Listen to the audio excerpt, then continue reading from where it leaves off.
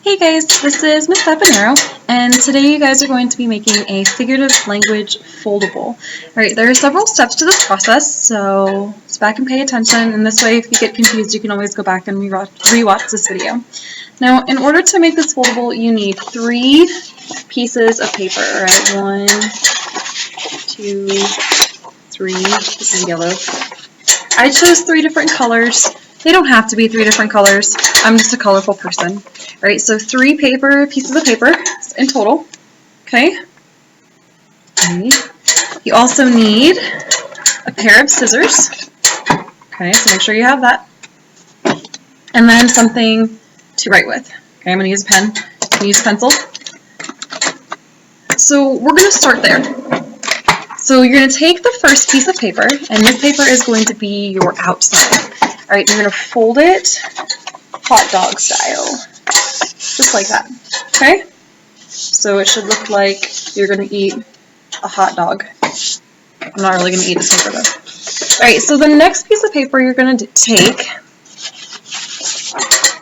you're going to take this paper. I'm going to see if I can angle my camera down a little bit so you guys can see this. Can you see it? Hopefully. Okay, and you're going to stick this paper inside your green one. Right now, obviously this is going to be sticking out quite a bit, and this is where your scissors come into play. Now you're going to cut this so that this yellow paper is over the green paper a little bit, almost like you have your own tab. Okay, so we're going to push that in. We're going to make a little tab. It doesn't have to be straight. You know me and straight lines, so it doesn't have to be straight or perfect. So we're just going to cut that there. Alright, so you should have, it should look like this. Okay. Next, we're going to take our third piece of paper, okay, and we're going to do the same thing. You're going to stick it in. I'm going to stick mine under the yellow. Okay. Now, we want this paper to be sticking out past the yellow paper, right? So we're going to make, it's kind of like tabs, right? So we're going to just kind of cut that the same way. Hopefully you can see this.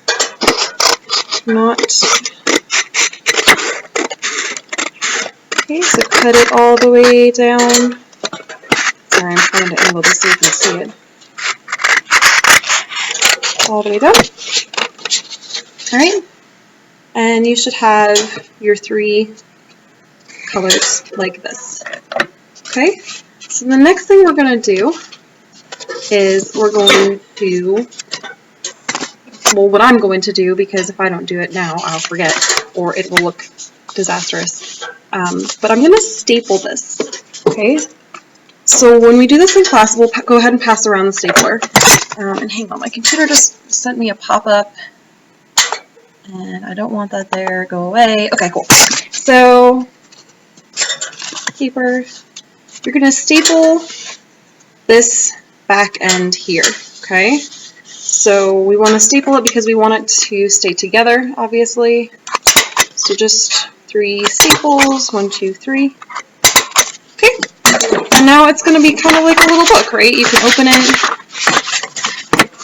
Awesome. So now the next thing we're going to do is we're going to make tabs. Okay, so we're going to tab these out.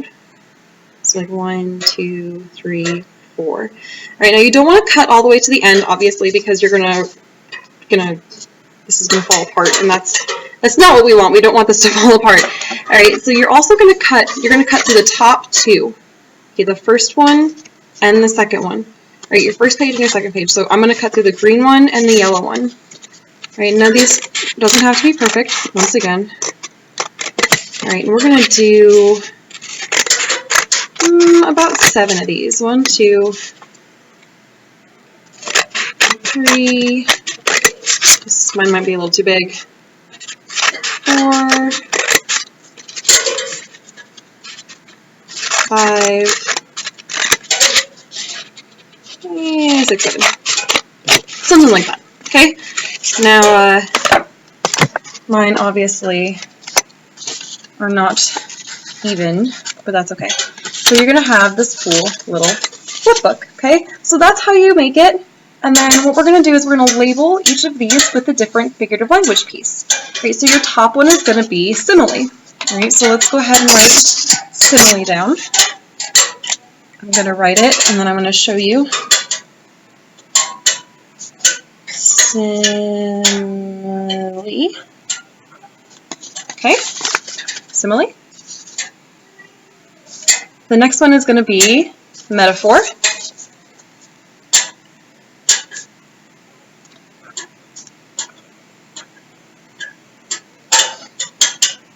So similes and metaphors are two of the most common ones. And then the next one is going to be imagery, because we see imagery everywhere. Right? So we got to make sure we know what imagery is. Imagery. Okay. So we have 3 filled out. 3 filled out.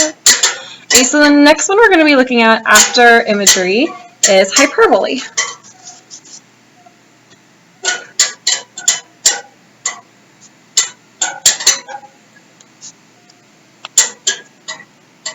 Hyperbole.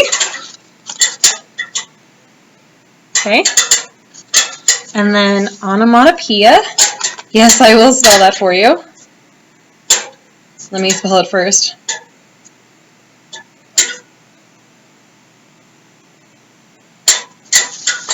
There we go. It's O-N-O-M-O-T-O-P-E-I-A. Lots of O's in onomatopoeia. Sorry, I'll make sure it's, on the camera. Onomatopoeia. Good. All right, the next one's going to be alliteration.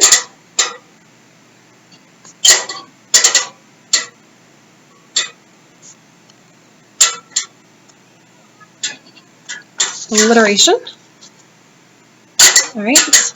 And we may or may not add assonance to that later on, but I'm not sure yet. So right now, just stick with alliteration. Okay. And then the last one we're going to do is personification.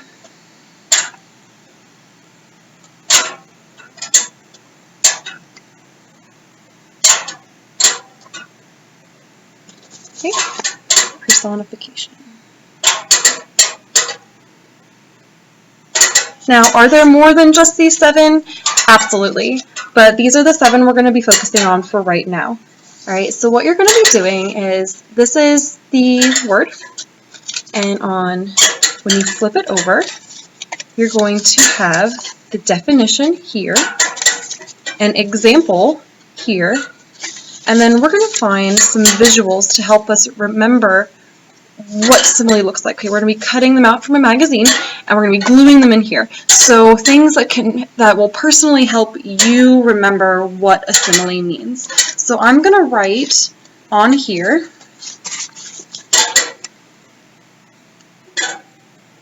definition, example, and visual. And I'll show you what I've done in just a second. Visual. See? So definition, example, visual. All right? Does that make sense? All right, and that is how we're going to make our figurative language foldable. And I hope you got it. And if you have any questions, come let me know. And I'll see you guys later.